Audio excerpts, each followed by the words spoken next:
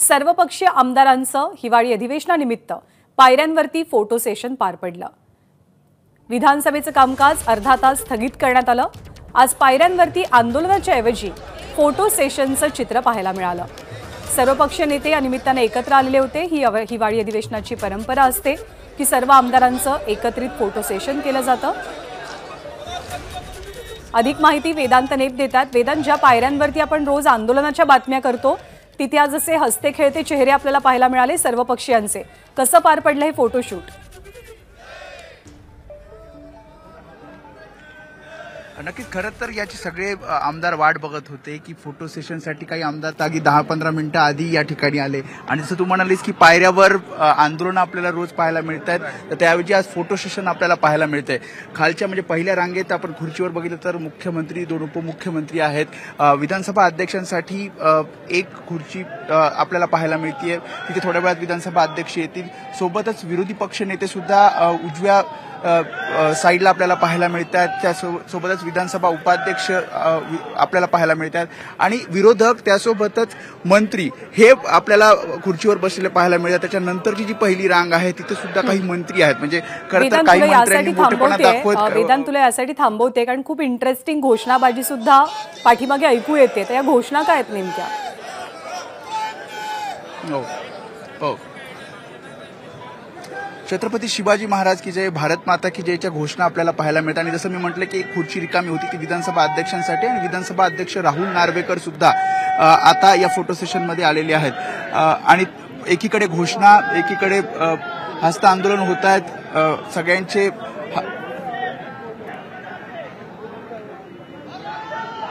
दोन्ही बाजूनी घोषणाबाजी होती, म्हणजे सत्ताधारी असतील, विरोधक असतील, घोषणाबाजी होतीये। पण ही काय आंदोलनाची घोषणाबाजी नाहीये, तर एक वेगळ्या प्रकारे म्हणजे अगदी उत्साहात सर्वजण इथे आलेले आहेत आणि संपूर्ण जेवढे आज उपस्थित आमदार आहेत, मग सर्व पक्षीय आमदार हे सर्व एकत्रित येऊन आता या फोटो सेशन मध्ये सहभागी झालेले आहेत। आणि काही जण मोठे, आता आपण बघतोय की नरहरी झिरवळ यांनी हरिभाऊ बागडे यांना बसण्यास विनंती केली, कारण काही जण, मी जसं आधी म्हटलं की काही जण मोठेपणा दाखवत खुर्चीवर बसण्याचा आग्रह करतात। काही मंत्री स्वतः पाठीमागच्या रांगेत बसलेले आहेत जेणेकरून इतरांना या फोटो सेशन मध्ये येता येईल। आणि काही घोषणा, जसं आपण बघतोय, घोषणा सुद्धा आपल्याला ऐकायला मिळतात। आपण प्रेक्षकांपर्यंत त्या घोषणा पोहोचूया।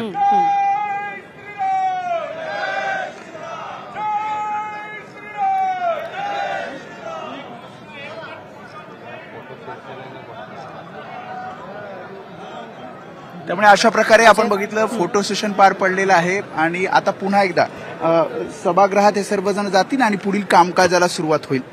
ज्ञानदा, एक थोडासा वेगळा प्रश्न की या हिवाळी अधिवेशनाच्या निमित्तानं वेदांत अनेक नेत्यांचं स्टाईल स्टेटमेंट सुद्धा पाहायला मिळतं। अजित पवार आज कोटात आहेत, गिरीश महाजन अगदी सुटाबुटात पाहायला मिळाले, कोणाचे स्कार्फ, कोणाचे मफलर चर्चेत असतात। या स्टाईल स्टेटमेंटची कशी चर्चा होते?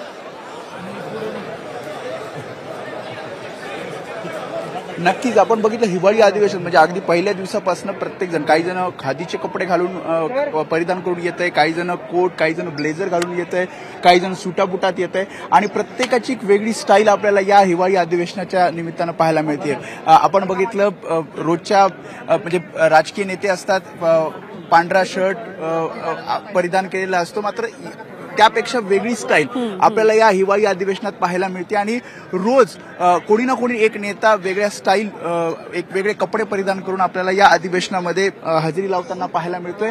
आणि या हिवाळी अधिवेशनात जयंत पाटील, देवेंद्र फडणवीस, एकनाथ शिंदे हे आपापसात गप्पा मारतायत। ही दृश्य पण खूप बोलकी आहेत सर्व पक्षीयांची। वेदांत,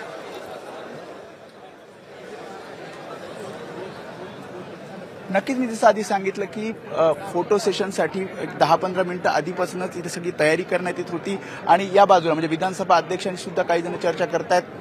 नाना पटोले हे मुख्यमंत्री एकनाथ शिंदेंना काहीतरी बोलतायत, तिकडे बाळासाहेब थोरात देवेंद्र फडणवीसांची चर्चा करतायत, इकडे काही युवा नेते आहेत ते सुद्धा एकत्रितपणे चर्चा करतायत। खरं तर संपूर्ण म्हणजे सभागृहाच्या बाहेर अनेकदा समोरासमोर भेटल्यानंतर चर्चा होते, हस्त आंदोलन होतं, मात्र अशा प्रकारे जेव्हा फोटो सेशनला जेव्हा एकत्रित येतात तेव्हा म्हणजे मंत्री असतील, म्हणजे सत्ताधारी असतील किंवा मग विरोधक असतील, एकत्रितपणे चर्चा करताना आपल्याला या निमित्तानं तरी पाहायला मिळतात। ज्ञानदा, अगदी बरोबर आहे। आता विधानसभेचे अध्यक्ष राहुल नार्वेकर आणि मुख्यमंत्री एकनाथ शिंदे यांच्यासोबत महिला आमदारांचं फोटो सेशन सुरू आहे।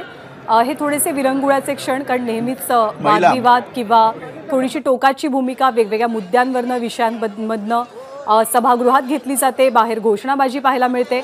पण आज अगदी हसत खेळत हे फोटो सेशन पार पडतंय. नागपूरच्या विधिमंडळातलं या सरकारचं हे शेवटचं अधिवेशन आहे, म्हणूनच अर्थातच या फोटो सेशनचा कार्यक्रम आयोजित केला गेला. कारण पुढच्या वेळेला म्हणजे पुढच्या वर्षी ऑक्टोबर महिन्यात निवडणुका साधारणपणे महाराष्ट्राच्या विधानसभेच्या होतात आणि नव्या सरकारचं नवं अधिवेशन इथे होईल. या टर्मचं हे शेवटचं अधिवेशन म्हणून या फोटो सेशनचं आयोजन केलं गेलेलं होतं. आपण पुन्हा एकदा वेदांतकडे जातोय. वेदांत, या फोटो सेशन नंतर सभागृह जेव्हा आता पुन्हा सुरू होणार आहे तेव्हा कोणते प्रमुख मुद्दे आज चर्चेला असतील?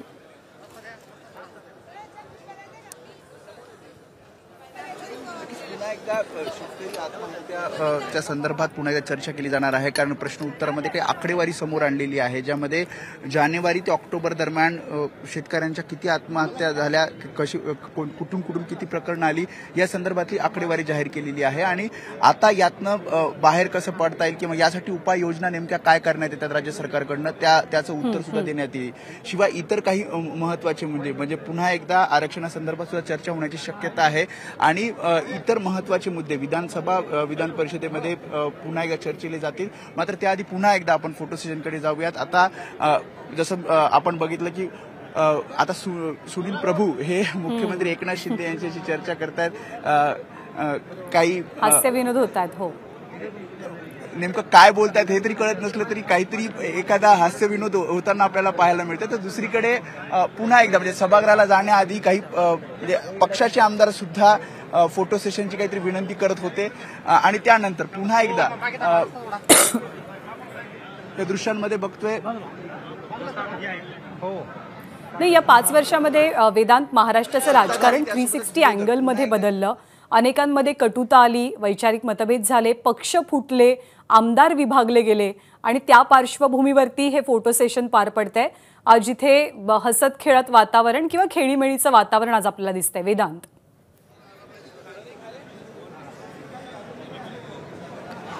नक्कीच म्हणजे माध्यमांचे कॅमेरे तर या सर्व आमदारांवर असतातच. जसं तू म्हटलीस की पक्ष फुटले, जे सत्ताधारी होते ते विरोधात जाऊन बसले, विरोधातले होते ते सत्ताधारी झाले. आणि या 5 वर्षामध्ये ज्या घडामोडी घडल्या, एकीकडे सुनावणी सुरू आहे आणि या सगळ्या पार्श्वभूमीवर हे जेव्हा फोटो सेशन होतंय तेव्हा सगळं काही बाजूला ठेवून अगदी चर्चा इथे केली जाते. मी जसं आधी म्हटलं की माध्यमांचे कॅमेरे आमदारांवर असतात, 2 गटातले जे आमदार असतात त्यांच्यामध्ये काय चर्चा होते त्यावर सुद्धा कॅमेऱ्याची नजर असते. मात्र या फोटो सेशन दरम्यान आपण बघितलं एक वेगळं वातावरण या निमित्तानं पाहायला मिळालं. जसं तू म्हटलीस की या सरकारचं हे नागपूरमधलं शेवटचं अधिवेशन आहे आणि त्यामुळेच हे फोटो सेशन एक वेगळ्या अँगलने आपण पाहिलं पाहिजे. आणि त्यासाठी सर्व आमदार आता पुन्हा एकदा सभागृहाकडे जाताना पाहायला मिळतात. विविध मुद्दे आज चर्चेले जातील. आज आणि उद्या म्हणजे या आठवड्यात ते 2च दिवस शिल्लक आहेत आणि त्यानंतर मग पुढच्या आठवड्यात पुन्हा एकदा अंतिम आठवडा प्रस्ताव सादर केला जाणार आहे. त्यामुळे हे 2 दिवस खूप महत्वाचे आहेत. आणि त्या दृष्टिकोनात म्हणजे आपण बघितलं मागच्या 2 दिवसापासून अगदी 8-9 वाजेपर्यंत दोन्ही सभागृह सुरू आहेत आणि आज सुद्धा अनेक विषय या सभागृहात दरम्यान चर्चिले जातील. महाराष्ट्राच्या राजकीय संस्कृतीला एक परंपरा आहे, समृद्ध वारसा आहे आणि त्याचं उदाहरण देशभरात दिलं जायचं. परंतु या 5 वर्षामध्ये विरोधक एकमेकांचे मित्र बनले, मित्र विरोधामध्ये गेले, पातळी घसरली टीका करण्याची, एकमेकांसंदर्भात बोलण्याची आणि त्यामुळे अर्थातच महाराष्ट्राच्या राजकीय संस्कृतीवरती बोटही उपस्थित झालं. बऱ्याच दिवसानंतर, बऱ्याच महिन्यानंतर सत्ताधारी विरोधक सार्वजनिकरित्या एकत्र येऊन अगदी हसत खेळत एकमेकांशी संवाद साधतायत आणि हसत मुखानं फोटो सेशन करतायत. हे दृश्य महाराष्ट्रानं अनुभवलं. वेदांत, धन्यवाद या सगळ्या माहितीबद्दल.